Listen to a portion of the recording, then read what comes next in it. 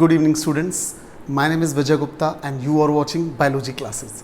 तो स्टूडेंट्स, आज की इस क्लास में हम लेकर आए हैं अपने 11th के स्टूडेंट्स के लिए बायोलॉजी की जो हमारी NCERT की बुक है उसमें चैप्टर नंबर 1 का लेक्चर नंबर 2। आपको याद होगा मैंने लास्ट वीडियो में आपको बताया था कि अब हम 11th के स्टूडेंट्स के लिए एक सीरीज़ स्टार्ट कर रहे हैं जिसमें उनको हम चैप्टर वाइज लेक्चर प्रोवाइड करेंगे। तो इसी क्रम में लास्ट वीडियो हमने बनाया था जिसमें आपको चैप्टर नंबर 1 का पहला लेक्चर दिया गया था और बात की गई थी उसमें कैरेक्टरिस्टिक्स ऑफ लिविंग की, यानी कि सजीवों के लक्षणों की। तो अगर आप में से किसी भी स्टूडेंट ने वो वीडियो नहीं देखा है तो उसका लिंक मैं आपके डिस्क्रिप्शन बॉक्स में दे दूंगा और आप वहाँ से चेक करके उस वीडियो को ज़रूर देख लें ताकि ये वीडियो आपको ज़्यादा अच्छे से समझ में आएगा। ठीक है, तो इस वीडियो में इस लेक्चर नंबर 2 में हम बात करने जा रहे हैं difference between living and non livings के, यानी कि सजीव और निर्जीव में क्या डिफरेंसेस होते हैं वो हम बात करेंगे इस वीडियो में। तो ये एक इम्पॉर्टेंट टॉपिक अगेन है आपके लिए।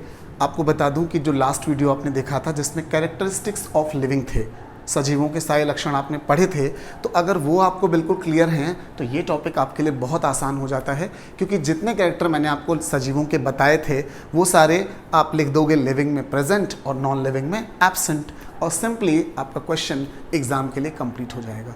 फिर भी चलिए लेक्चर को स्टार्ट करते हैं। तो difference between living and non living, again an important topic for 11th students. चलिए शुरू करते हैं। पहला पॉइंट, तो यहाँ पर हमने एक तरफ दिए हैं कैरेक्टर्स, उसके बाद हमने यहाँ पर लिविंग्स की बात की है एंड देन हमने बात की है नॉन लिविंग्स की। तो चलिए सबसे पहले हम देखते हैं कैरेक्टर नंबर 1। कैरेक्टर नंबर 1 में हमने बात की है डेफिनेशन की, यानी कि परिभाषा की। तो क्या डेफिनेशन है लिविंग्स की, आइए देखते हैं। Living things are organisms that shows sign of life. Living जो होते हैं, जो सजीव होते हैं, वो ऐसे जीव हैं जिनमें जीवन के लक्षण पाए जाते हैं। Okay, living things are organism, living ऐसे जीव हैं दैट शोज जो प्रदर्शित करते हैं साइन ऑफ लाइफ, जीवन के लक्षण। तो जिनमें जीवन के लक्षण पाए जाएं, कैरेक्टरिस्टिक्स ऑफ लाइफ पाए जाएं, उन्हें हम लिविंग कहेंगे। दूसरी तरफ डेफिनेशन दी गई है आपको नॉन लिविंग की। ये क्या है कि non living things are objects. Non living things वो ऑब्जेक्ट्स होते हैं, वो वस्तुएं होती हैं that do not show any sign of life, जो जीवन के किसी भी लक्षण को प्रदर्शित नहीं करते। ओके, तो डेफिनेशन आपको क्लियर हो गई होगी कि जिनमें जीवन के लक्षण पाए जाएं उन्हें हम लिविंग कहेंगे और जिनमें जीवन के लक्षण ना पाए जाएं वो नॉन लिविंग कहलाएंगे। अब अगर आपको कन्फ्यूज़न हो कि जीवन के लक्षण क्या हैं, तो पहले वीडियो में मैंने बहुत अच्छे से सारे लक्षण एक एक करके डिस्क्राइब किए थे, जैसे कि लिविंग्स में रिप्रोडक्शन यानी जनन होता है, एडाप्टेशन होता है मतलब अनुकूलन होता है, मेटाबॉलिज्म होती है, तो वो सारी बातें यहाँ भी होंगी। तो सीधी सी बात है कि ये सारे जीवन के लक्षण हैं। अगर ये हैं तो हम कहेंगे ये लिविंग है, और अगर ये जीवन के लक्षण नहीं हैं तो हम कहेंगे ये नॉन लिविंग है। इसके बाद हम बात करते हैं पॉइंट नंबर 2 की, दैट इज ऑर्गेनाइजेशन। ऑर्गेनाइजेशन का मतलब होता है हिंदी में शारीरिक संगठन। अब बात करें अगर हम बॉडी की, तो आपको पता है कि जो लिविंग होते हैं उनकी बॉडी बनी होती है सेल्स से। तो सपोज करें ये क्या है, ये सेल्स हैं। सेल्स का मतलब कोशिकाएं। हमारी बॉडी में कई सारी सेल्स होती हैं, मैंने एक बना दी यहाँ पर सेल। अब सेल के अंदर क्या होता है आपको पता है, न्यूक्लियस होता है यानी केंद्रक होता है। अब जब सेल्स आपस में मिल जाती हैं और एक ग्रुप बना लेती हैं, तो जैसे मैंने यहाँ पर कई सारी सेल्स बना दी, तो सेल्स के इस ग्रुप को हम सब लोग क्या कहते हैं, टिश्यू मतलब ऊतक कहते हैं। और जब ये टिश्यूज़ अपना ग्रुप बनाते हैं तो निर्माण होता है ऑर्गन्स का, मतलब हमारे अंगों का, और जब ऑर्गन्स मिलते हैं तो बनते हैं ऑर्गन सिस्टम्स, मतलब हमारे शरीर के अंग तंत्र, जैसे पाचन तंत्र, श्वसन तंत्र। और जब सारे ऑर्गन सिस्टम मिलते हैं तब बन जाती है किसी लिविंग की पूरी बॉडी। तो मतलब जो लिविंग ऑर्गेनिजम्स होंगे उनकी बॉडी में जो बेसिक चीज़ है वो क्या है, सेल है। सेल का ग्रुप टिश्यू, टिश्यू का ग्रुप ऑर्गन्स, ऑर्गन्स का ग्रुप ऑर्गन सिस्टम, और ऑर्गन सिस्टम के मिलने से क्या बनेगी, बॉडी बनेगी। तो जितने भी लिविंग्स होते हैं, जितने भी सजीव होते हैं, उनकी बॉडी में जो सेलुलर ऑर्गेनाइजेशन है, शरीर का जो संगठन है, वो कैसा होता है, सेलुलर ऑर्गेनाइजेशन। मतलब उनका शरीर कोशिकाओं से बना होता है और कोशिकाओं में प्रोटोप्लाज्म यानी कि जीव द्रव्य पाया जाता है जो कि लिक्विड अंदर भरा होता है। ओके, इसके बाद अगर हम नॉन लिविंग्स की बात करें तो सेल्स आर नॉट प्रेजेंट। जितने भी नॉन लिविंग इस दुनिया में हैं उनके पास सेल्स यानी कि कोशिकाएं नहीं होती। तो सेल्स की प्रेजेंस कहाँ है? केवल लिविंग में है, नॉन लिविंग में नहीं होती। तो ये था हमारा दूसरा पॉइंट। आई होप आपको क्लियर हो गया होगा। इसके बाद थर्ड पॉइंट है हमारा ग्रोथ का। ग्रोथ क्या होती है? हिंदी में क्या कहते हैं इसको? वृद्धि। अब वृद्धि क्या है? चलिए, मैंने एक एग्जाम्पल दिया था आपको, फिर से दे रहा हूँ। सपोज करें कि जब हम 5 साल के थे तब हमारे हाथ का साइज़ कुछ इतना था, और आज हम जब 17-18 साल के हो चुके हैं तो हमारे हाथ का जो साइज़ है वो मान लीजिए हमने कहा ये हो गया है। ठीक है, तो ये क्या चीज़ है? ये ग्रोथ है, वृद्धि है, जो हमेशा आगे की दिशा में होती है। मतलब ऐसा नहीं होगा कि आपका जो छोटा हाथ बड़ा हुआ था वो फिर से छोटा हो जाए, तो ये नहीं होगा। ये एक ही दिशा में होगी और हर एक ऑर्गेनिज्म की लाइफ में अलग अलग टाइम तक ये ग्रोथ होती है। तो जितने भी लिविंग होंगे, जितने भी सजीव होंगे, उनमें ग्रोथ अकर्स मतलब ग्रोथ पाई जाएगी, और जितने भी नॉन लिविंग होंगे शो नो ग्रोथ, उनमें ग्रोथ नहीं होगी। कोई भी आप स्टोन रख दीजिए, 10 साल बाद वो बड़ा नहीं हो जाएगा। कोई भी लकड़ी का टुकड़ा रखिए, 10 साल के बाद वो भी बड़ा नहीं हो जाएगा। मीन्स जो लिविंग होते हैं उनमें ग्रोथ होती है और नॉन लिविंग्स में ग्रोथ नहीं होती है। Okay, now the next is metabolism, Hindi में उपापचय। ये मैं आपको पहले भी पॉइंट क्लियर कर चुका हूँ, चलिए फिर से बताते हैं। हमारे बॉडी के अंदर जितनी भी रासायनिक क्रियाएं होती हैं उनके योग को हम कहते हैं metabolism. All the chemical reactions takes place in our body are collectively known as metabolism. हमारे शरीर की समस्त रासायनिक क्रियाओं के योग को हम उपापचय या मेटाबॉलिज्म कहते हैं। और आपको बता दूं कि लाइक हमारी बॉडी के अंदर न्यूट्रिशन पोषण हो रहा है, श्वसन रेस्पिरेशन हो रहा है, तो ये कैसी क्रियाएँ हैं? ये मेटाबॉलिक क्रियाएँ हैं। तो मेटाबॉलिक क्रियाओं का होना क्या कहलाता है? मेटाबॉलिज्म। और मेटाबॉलिज्म कौन शो करते हैं? Only occurs in the living. केवल सजीवों में उपापचय होता है और निर्जीवों में डू नॉट अकर्स नहीं होता है। Now the next point is homeostasis. तो फर्स्ट ऑफ ऑल मैं आपको इस पॉइंट की हिंदी बता देता हूँ। होम्योस्टैसिस की हिंदी होती है समस्थैतिकता। Now what is the meaning of this typical Hindi word? इसका मतलब होता है शरीर के आंतरिक तापमान को एक समान बनाए रखना, to maintain the internal body temperature. Okay, तो हमारी बॉडी के अंदर एक प्रक्रिया हो रही है होम्योस्टैसिस की, क्योंकि हम लिविंग हैं, जिससे हमारी बॉडी का इंटरनल टेम्परेचर मेंटेन है। और ये प्रक्रिया सिर्फ लिविंग्स में होती है, नॉन लिविंग्स के अंदर ऐसा कुछ भी नहीं होता। तो homeostasis occurs in living, living में हो रही है और नॉन लिविंग में नहीं हो रही है।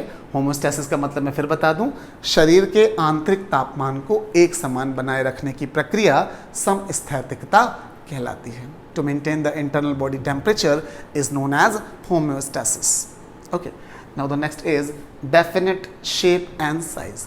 जब शेप और साइज़ की हम बात करते हैं तो लिविंग का एक डेफिनेट शेप है, एक डेफिनेट साइज़ है। जैसे मैंने आपसे एग्जांपल के तौर पे कहा कि ये क्या है, तो आपने रफली मैं बता दे रहा हूँ। लाइक आपने कहा कि ये एक एलिफेंट सा लग रहा है मुझे, तो आपको पता है कि आपने साइज़ देख के जान लिया, शेप देख के जान लिया ये एलिफेंट है।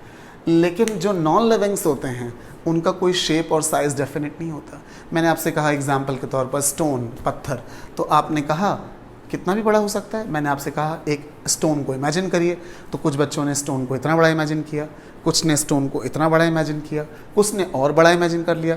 तो नॉन लिविंग चीज़ों की इमेजिनेशन हमारी अलग अलग क्यों जा रही है? क्योंकि नॉन लिविंग्स का कभी भी कोई डेफिनेट शेप और साइज़ नहीं होता है। हमेशा लिविंग्स के लिए हम एक सही इमेजिनेशन करते हैं।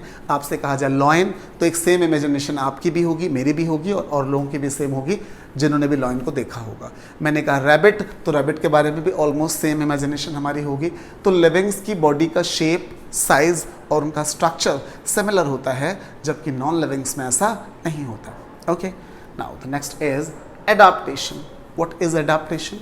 एडाप्टेशन क्या है? देखिए, एडाप्टेशन होता है किसी भी प्राणी के द्वारा अपने आप को वातावरण के हिसाब से ढालने की क्षमता अनुकूलन कहलाती है। आई रिपीट, किसी भी जीवधारी द्वारा स्वयं को वातावरण के अनुसार ढालने की क्षमता अनुकूलन कहलाती है। Adaptation is a capability of an organism to adjust themselves according to their environment. तो अपने आप को हम वातावरण के हिसाब से ढालेंगे तो ये प्रक्रिया कहलाएगी अनुकूलन। और ये किस में होती है? सिर्फ लिविंग्स में होती है, नॉन लिविंग ऐसा नहीं कर पाते। एक एग्जांपल भी दे देता हूँ आपको यहाँ पर। जैसे सपोज करिए मैंने आपसे कहा कि ये एक फ़िश है, ओके। तो इस फिश के पास में मैंने आपसे कहा कि यहाँ पर पाई जा रही हैं gills, these are the gills. और आपको पता है कि जो गिल्स होती हैं वो एक्वेटिक रेस्पिरेशन, पानी में श्वसन करने में सहायता करती हैं। तो सोचिए अगर इसके पास गिल्स ना होती तो क्या ये पानी में सर्वाइव कर पाती, जीवित रह पाती? बिल्कुल नहीं। तो हर एक एनिमल को नेचर ने, प्रकृति ने क्या दिया है? एडाप्टेशन की क्षमता दी है जितने भी लिविंग्स हैं, और उसी के अकॉर्डिंग वो अपने सर्वाइवल को बनाए हुए हैं। मतलब हमारा अस्तित्व तो इस दुनिया में तभी है जब तक हम अपने आप को अपने माहौल के हिसाब से अडॉप्ट कर पा रहे हैं। तो अडाप्टेशन की जो क्षमता है वो सिर्फ लिविंग्स में है, नॉन लिविंग अपने आप को अनुकूलित नहीं कर सकते क्योंकि उनको कोई इसके लिए आवश्यकता नहीं है। दूसरा एग्जाम्पल बात करूँ तो बर्ड्स के पास क्या होते हैं? विंग्स होते हैं। विंग्स मतलब पंख होते हैं और उनसे वो उड़ते हैं, अपनी जो एरियल लाइफ वो जी रहे हैं, वायवीय जीवन, तो उसमें उनके पास विंग्स हैं जिसकी वजह से वो सर्वाइव कर पा रहे हैं। अगर विंग्स ना होते तो वो नहीं उड़ सकते थे। तो ये क्या है? उनका एक प्रकार का अनुकूलन। तो बर्ड्स के विंग्स का होना, फिशेज़ में आपके गिल्स का होना, ये सारी चीज़ें क्या होती हैं? ये एक प्रकार का एडाप्टेशन है। Okay, now the last point is reproduction, Hindi में कहेंगे जनन। अब क्या होता है जनन? पहले भी बता चुका हूँ, चलिए एक बार फिर सुनते हैं। किसी जीवधारी के द्वारा स्वयं के समान संतान उत्पन्न करने की प्रक्रिया जनन कहलाती है। Reproduction is a process through which an organism give birth to their young ones. कोई भी जीवधारी जब अपने जैसी संतान उत्पन्न करता है तो वो प्रक्रिया क्या कहलाती है? जनन कहलाती है। जैसे शेर अपने समान बच्चे उत्पन्न करता है, मनुष्य अपने समान बच्चे उत्पन्न करता है, तो हर ऑर्गेनिज्म जो भी इस दुनिया में लिविंग होगा वो रिप्रोडक्शन करेगा। तो रिप्रोडक्शन अकर्स इन लिविंग, जनन होता है कहाँ? लिविंग्स में, but do not occurs in non living, और नॉन लिविंग्स में रिप्रोडक्शन नहीं होता। ओके, तो चलिए एक बार पॉइंट्स को रिपीट करते हैं कि एग्जाम में हमें कैसे लिखना है। तो एक चार्ट जैसा आप बना देंगे, जैसे मैंने यहाँ पे बनाया है। अगर आप इसका स्क्रीनशॉट चाहते हैं तो मैंने आज नून में ही आपका जो हमारा चैनल है उसमें एक ऑप्शन होता है प्लेलिस्ट के पास में कम्युनिटीज़ का, तो कम्युनिटीज़ में मैंने ये इमेज शेयर कर लिया है, आप वहाँ से नोट कर सकते हैं। और एज इट इज़ एग्ज़ाम में आप इसी तरीके से डिफरेंसेस लिख पाएंगे और आपको फुल मार्क्स मिलने वाले हैं, बिल्कुल ट्रस्ट करिए मेरा। तो चलिए हम एक बार रिवाइज कर लेते हैं इसको। कैरेक्टर्स की बात करें तो सबसे पहले आपको क्या बताया गया?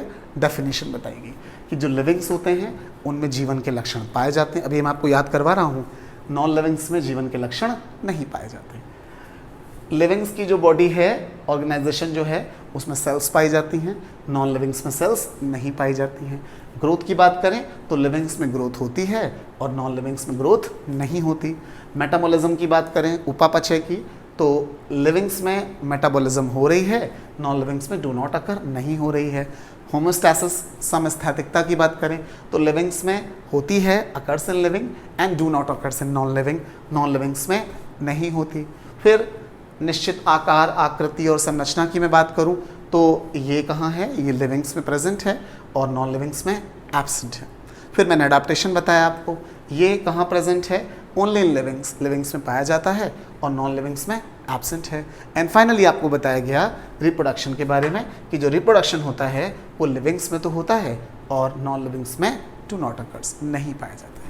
तो उम्मीद कर रहा हूँ कि सारे कैरेक्टर्स आपको बहुत अच्छी तरीके से समझ में आ गए होंगे।